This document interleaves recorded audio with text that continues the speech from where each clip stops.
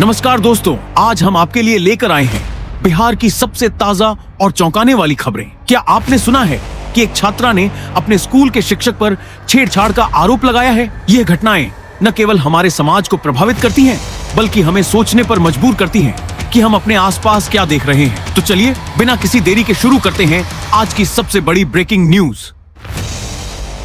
पूर्णिया में चौथी कक्षा की एक छात्रा ने अपने शिक्षक पर छेड़छाड़ का आरोप लगाया है। छात्रा का कहना है कि शिक्षक उसे गंदे इशारों से घूरते थे और टास्क देने के बहाने उसे रोककर जबरदस्ती करने की कोशिश की। जब छात्रा ने अपने परिवार को इस बारे में बताया तो मामला गर्मा गया। छात्रा के पिता ने के नगर थाना में आवेदन देकर आरोपी शिक्षक के खिलाफ कार्रवाई की मांग की है। आरोपी शिक्षक की पहचान तारिक आलम के रूप में हुई है। क्या यह घटना स्कूलों में सुरक्षा व्यवस्था पर सवाल उठाती है? आपका क्या कहना है? भोजपुर के आरा में 4 लड़कों को हथियारों के साथ पकड़ा गया है। पुलिस ने बताया कि ये लड़के एक आपराधिक गतिविधि में शामिल थे। इस घटना ने स्थानीय लोगों में डर पैदा कर दिया है। क्या यह घटना बिहार में बढ़ते अपराधों की ओर इशारा करती है? सीवान में एक पुलिस इंस्पेक्टर को रिश्वत लेते गिरफ्तार किया गया है। यह गिरफ्तारी भ्रष्टाचार के खिलाफ चल रही मुहिम का हिस्सा है। पुलिस ने बताया कि आरोपी इंस्पेक्टर पर कई गंभीर आरोप हैं। क्या यह गिरफ्तारी बिहार में पुलिस व्यवस्था में सुधार लाएगी? किशनगंज के झीलझिली में एक भयंकर आग ने 6 घरों को राख में बदल दिया।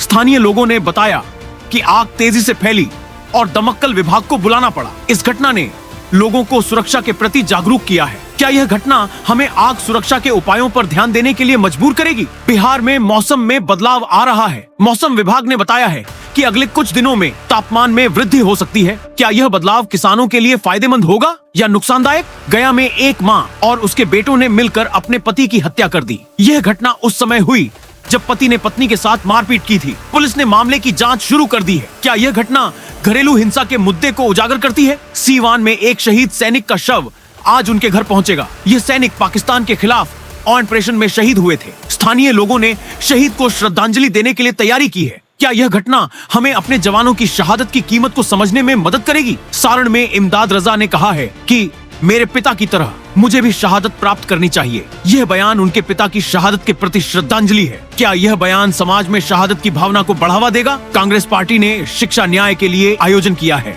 जो कल से शुरू होगा। पार्टी ने कहा है कि यह मार्च शिक्षा के अधिकार को लेकर जागरूकता फैलाने के लिए है। क्या यह मार्च बिहार में शिक्षा के मुद्दों को उजागर करेगा? भारत नेपाल सीमा पर सड़क निर्माण का कार्य दिसंबर तक पूरा होने की उम्मीद है। यह सड़क स्थानीय लोगों के लिए एक महत्वपूर्ण संपर्क मार्ग साबित होगी। क्या यह विकास परियोजना सीमावर्ती क्षेत्रों में आर्थिक गतिविधियों को बढ़ावा देगी? मुंगेर में गंगा नदी में नहाने गए 3 भाई बहन डूब गए। स्थानीय लोगों ने उन्हें बचाने की कोशिश की, लेकिन वे सफल नहीं हो सके। यह घटना नदियों में नहाने के दौरान सुरक्षा के प्रति जागरूकता की आवश्यकता को दर्शाती है। क्या हमें अपने बच्चों को जल सुरक्षा के बारे में और अधिक शिक्षित करने की आवश्यकता है? सीवान में एक सैनिक ऑपरेशन सिंदूर के दौरान शहीद हो गए। यह घटना देश की सुरक्षा के लिए एक बड़ा झटका है। स्थानीय प्रशासन ने शहीद के परिवार को सहायता प्रदान करने का आश्वासन दिया है। क्या यह घटना हमें अपने जवानों के बलिदान की कीमत को समझने में मदद करेगी? बिहार में नगर विकास से लेकर BMSICL तक टेंडर प्रबंधन में अनियमितताओं की खबरें सामने आई हैं। यह मुद्दा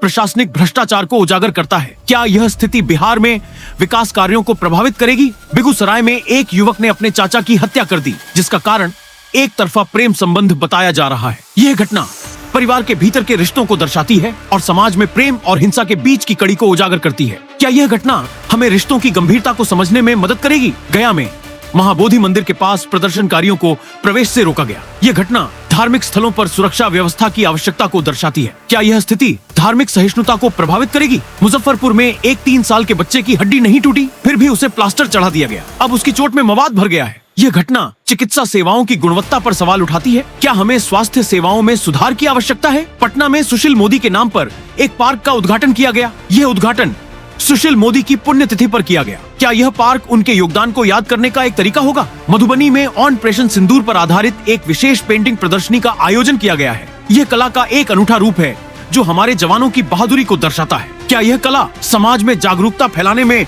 मदद करेगी? सीतामढ़ी में 75 सालों में कोई ठोस पुल नहीं बनाया गया है।